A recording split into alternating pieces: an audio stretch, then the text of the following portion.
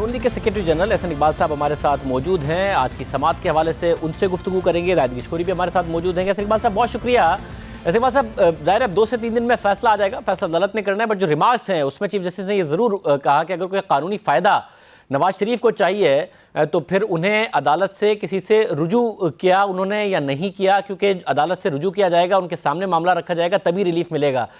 تو supreme court سے تو شاید ریلیف نہ ملے, پھر کسی ہائی کورٹ سے جا کے رجوع کریں گے, اور ابھی تک کیوں نہیں کیا نون لیگ نے اگر ریلیف چاہیے تھا نواز شریف صاحب کے لیے؟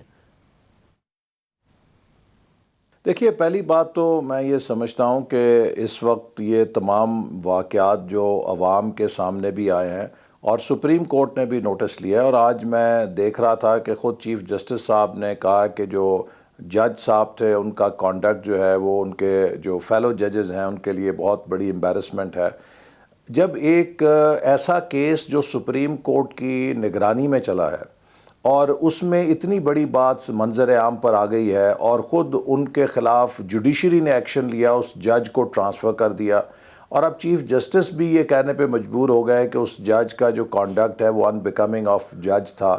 تو جب اتنا بڑا سوالیہ نشان ایک کسی جج کے کانڈکٹ پہ لگ جائے اور اتنا اس نے اہم فیصلہ دیا ہو جس میں کہ ویڈیو میں کہا گیا کہ اس نے اس بات کا اعتراف کیا کہ میں نے دباؤ بھی دیا ہے مبینہ طور پہ, تو پھر میں سمجھتا ہوں کہ انصاف کا تقاضا تو یہ تھا کہ جہاں اس جج کو ٹرانسفر کیا جاتا وہاں پہ از خود ہی اس کیس کو بھی دوبارہ ٹرائل کے لیے کر دیا جاتا فیصلہ کہ اس کا جج کے جانے کے ساتھ ہی جو ٹرائل ہے وہ بھی ختم ہے اور دوبارہ ہوگا.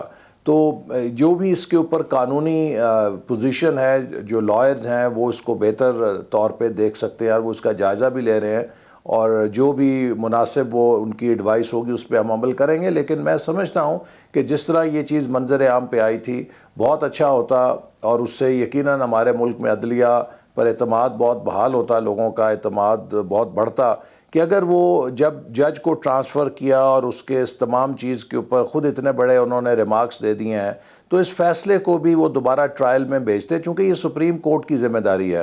یہ ٹرائل سارا سپریم کورٹ کی نگرانی میں ہوا ہے, تو اگر یہ اتنا بڑا لیپس ہوا ہے تو ایک انصاف کا تقاضا یہ تھا کہ سپریم کورٹ سے ہم توقع رکھتے ہیں کہ وہ خود اس کا نوٹس لے کے اس کو ری ٹرائل کے لیے دوبارہ بھیج دے گی. مگر ایک اور بات پہلے یہ بتائے گا کہ مریم نواز نے جو ایف آئی اے کو موقف دیا ہے اپنے بیان میں, وہ کہہ رہی ہیں کہ 10 مارچ کو انہیں ناصر بٹ نے یہ ویڈیو دکھائی. شہباز شریف صاحب کہہ رہے ہیں کہ 6 جولائی کو انہیں پریس کانفرنس سے پہلے اس ویڈیو کا علم ہوا. تو 4 مہینے تک صرف مریم نواز کو پتا تھا, آپ میں سے کسی کو نہیں پتا تھا, پریس کانفرنس سے پہلے ہی پتا چلا, ورنہ آپ لوگوں کو نہیں بتایا انہوں نے؟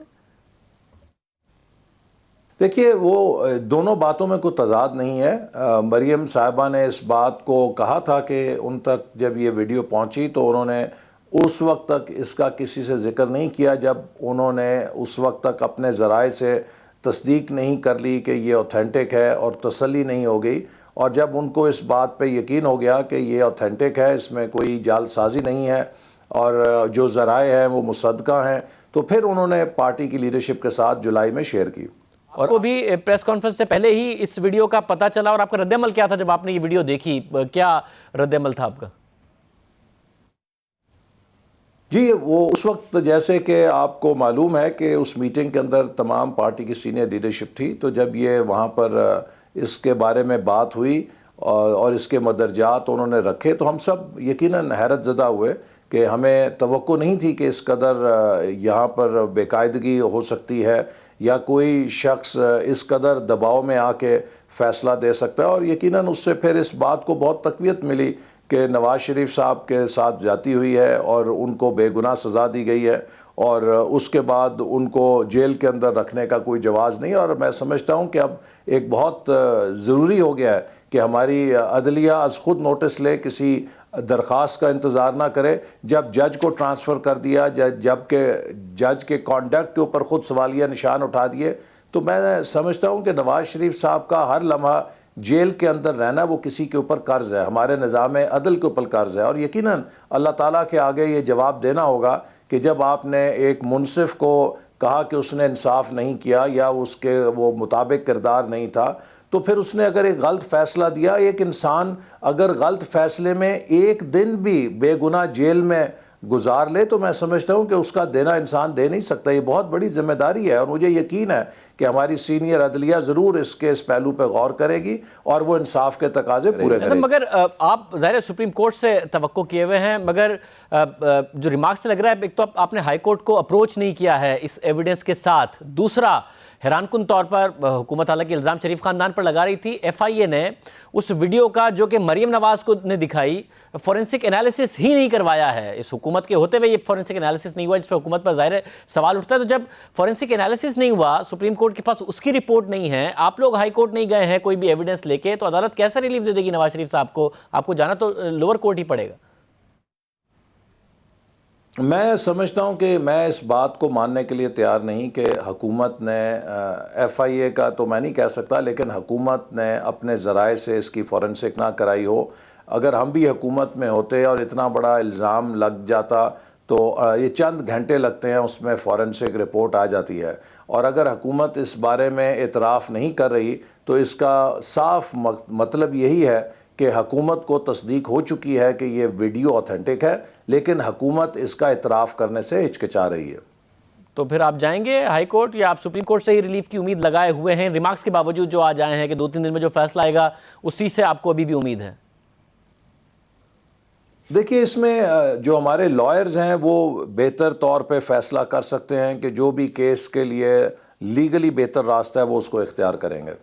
بہت شکریہ. حسن اقبال صاحب ہمارے ساتھ موجود تھے. زاہد گشکوری نمائندہ خصوصی جیو نیوز ہمارے ساتھ موجود ہیں. زاہد بہت شکریہ. زاہد، ایف آئی اے رپورٹ کے مندرجات بھی ہم نے عوام کے سامنے رکھے، جو ظاہر ہے آپ نے اپنے ذرائع سے اس پر تحقیق کر کے یہ سارے کے سارے معاملات نکالے ہیں. ہم جاننا چاہیں گے یہ ویڈیو کے فورنسک نہ ہونے کا معاملہ کیا ہے؟ آپ کے اپنے ذرائع کیا کہتے ہیں؟ اتنا ٹائم گزر گیا، حکومت نے الزام شریف خاندان پہ لگایا اور اتنا سنگین الزام ہے کہ حکومت کا تو بہت زیادہ دلچسپی ہونی چاہیے تھی کہ اس کے فوراً فورنسک کرائیں اور مریم نواز کو جھوٹے ثابت کریں. یہ کیوں نہیں ہوا؟ شاہزیب، جو سبجیکٹو ویڈیو کا معاملہ ہے اس پہ پیش رفت زیرو ہے، نہ ہونے کے برابر ہے. اس کی جو ہم نے ذرائع سے بات کی ہے، بہت ساری وجوہات ہیں. انویسٹیگیشن آفیسرز اس چیز کو دیکھ رہے ہیں کہ پہلے جو اوریجنل ویڈیو ہے جو کہ تمام جن کے خلاف ایف آئی اے نے تحقیقات شروع کی ہوئی ہیں یا نامزد ہیں ایف آئی آر میں، ان سے پوچھا ہے کہ ان کے پاس اوریجنل ویڈیو ہے، وہ لینا چاہتے ہیں تاکہ اس کی تحقیقات کی جا سکیں، اس کی فورنسک کی جا سکیں. ان تمام لوگوں نے بشمول مریم نواز شریف نے اور شہباز شریف نے یہ کہا ہے کہ اوریجنل ویڈیو جو ہے وہ ان کے پاس نہیں ہے، وہ صرف اور صرف ناصر بٹ کے پاس ہے، جو کہ ایک برطانوی شہری ہیں اور ملک سے باہر ہیں. انٹرپول کے ذریعے ایف آئی اے ان کو واپس لانے کی کوشش کر رہی ہے، یا اس کا بیان یا اس کی تحویل میں جو ویڈیوز ہیں ارشد ملک کی وائس ویڈیوز اور دوسری جو ریکارڈڈ چیزیں ہیں وہ ان کو مل جائیں تاکہ تحقیقات ہو سکے، اس کی اتھنٹسٹی کو دیکھا جائے. یہی ایک دلچسپ سوال ہے. اس نے کافی سوالات اٹھائے ہیں جو وفاقی حکومت کی، جو ہمارے ذرائع کا کہنا ہے کہ شاید وہ اس میں انٹرسٹڈ نہیں ہے، پیش رفت آگے لے کے نہیں جانا چاہتی اسی ایک ایشو کو، کیونکہ جو ایف آئی اے کے فورنزک ڈپارٹمنٹ کے لوگ ہیں یا فورنزک کرتے ہیں مختلف ویڈیوز اور آڈیوز کو، کیونکہ پاکستان کے پاس ایک ویل ریکگنائز سسٹم ہے جو پوری دنیا میں مانا جاتا ہے، اور سسٹم موجود ہے. 2 گھنٹے میں اس کی کاپی کو بھی ویریفائی کیا جا سکتا ہے، اس کو چیک کیا جا سکتا ہے کہ یہ آلٹر ہے یا نہیں ہے، یہ فیک ہے یا جعلی ہے. اس پر ایف آئی اے نے اور تحقیقاتی ٹیم نے، جو میرے ذرائع کا بتانا ہے، کوئی پیش رفت نہیں کی ہے. اس کی وجہ کیا ہے؟ 6 سے 7 ہفتے ہو چکے ہیں. یہی بات آج سپریم کورٹ میں جو جج صاحبان تھے انہوں نے بھی، ججز نے بھی اٹھائی تھی کہ یہ پورے پاکستان میں موجود ہے، یوٹیوب پہ ہے، دکھائی گئی ہے. جس سوال کا جواب آپ ڈھونڈنے کی کوشش کر رہے ہیں وہ سوال، اس کا جواب تو موجود ہی نہیں ہے. یہی ایک وجہ ہے جو سبجیکٹو ویڈیو ہے، جو کہ ایک کیس کا مرکزی رول ہے، اس پہ زیرو پروگریس ہے دونوں پارٹیز کے لیے. اور ساتھ ہی ایک نئی پیش رفت یہ ہے کہ جو انویسٹیگیشن ٹیم ہے ایف آئی اے کے، انہوں نے ایک اور دوسرا سوال نامہ بھیجا ہے. پہلا ارشد ملک کو 60 سوالات کے قریب بھیجے گئے تھے جن کے انہوں نے جوابات دیے ہیں. دوسرا سوال نامہ بھیجا گیا ہے اسی سبجیکٹو ویڈیو پر ہے. 43 سوالات پوچھے گئے ہیں کہ یہ کہاں کیسے ریکارڈ ہوتے رہے. بہت شکریہ. شوری سوال سے تفصیلات بتا رہے تھے. پروگرام میں ایک بریک شامل کرتے ہیں، ایک اور اہم خبر اس پہ بات کریں گے. ایک بریک کے بعد